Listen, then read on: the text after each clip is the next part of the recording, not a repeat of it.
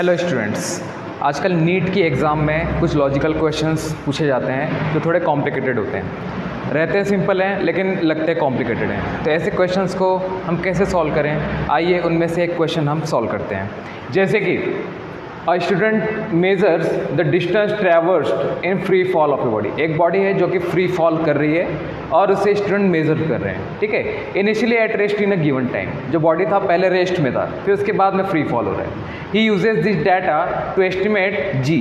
What is the g? It is the acceleration due to gravity. You can see in this question, if the maximum percentage error in the measurement of the distance and time, यहाँ पे ध्यान देने की ज़रूरत है कि distance और time का हमें क्या दिया हुआ है, मैक्सिमम परसेंटेज एरर दिया हुआ है, और वो कितना दिया हुआ है, E1 और E2।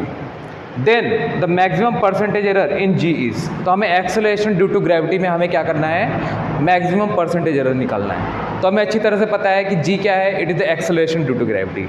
तो एक्सेलरेशन ड्यू टू ग्रेविटी क्या है, इट इज़ द जी। और इसका यूनिट क्या होगा, इसका यूनिट होगा डिस्टेंस के फॉर्म में मीटर और टाइम के फॉर्म में सेकंड का स्क्वायर। तो मीटर पर सेकंड स्क्वायर क्या होता है, इसका यूनिट होता है। क्या होता है इसका यूनिट, और इसी के बेस पर हम इसका आंसर फाइंड आउट कर लेंगे। जो हमें चार ऑप्शंस यहाँ पे दिए हुए हैं, A B C and D, तो हम इसी बेस पर हम क्या करेंगे, इसमें से करेक्ट ऑप्शन हम क्या कर लेंगे, फाइंड आउट कर लेंगे। जैसे कि अब यहाँ पर मीटर दिया हुआ है, ठीक है, उसमें एरर कितना दिया हुआ है, E1। E1 is the error in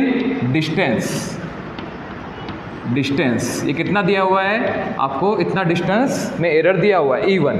and E2 is the error in time. ये आपको टाइम में एरर दिया हुआ E2, और आपको अच्छी तरह से पता है कि कभी भी रिलेटिव परसेंटेज एरर में मल्टीप्लिकेशन हो या फिर डिवीजन हो, जो एरर्स हैं वो क्या होते हैं, हमेशा ऐड होते हैं। क्या होते हैं, हमेशा ऐड होते हैं, और उनके जो पावर्स होते हैं वो मल्टीप्लिकेशन में आ जाते हैं।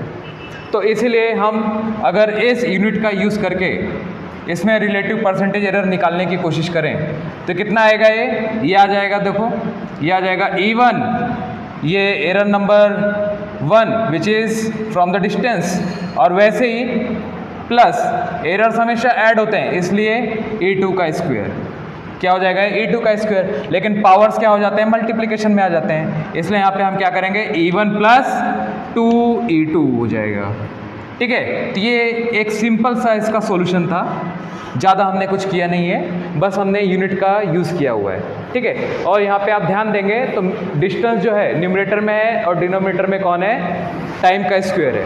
तो दोनों डिवीजन में, तो डिवीजन में हम हमेशा जो एरर्स है उसका क्या करते हैं, एडिशन करते हैं, ठीक है। तो E1 plus 2E2 it is the correct answer. Thank you.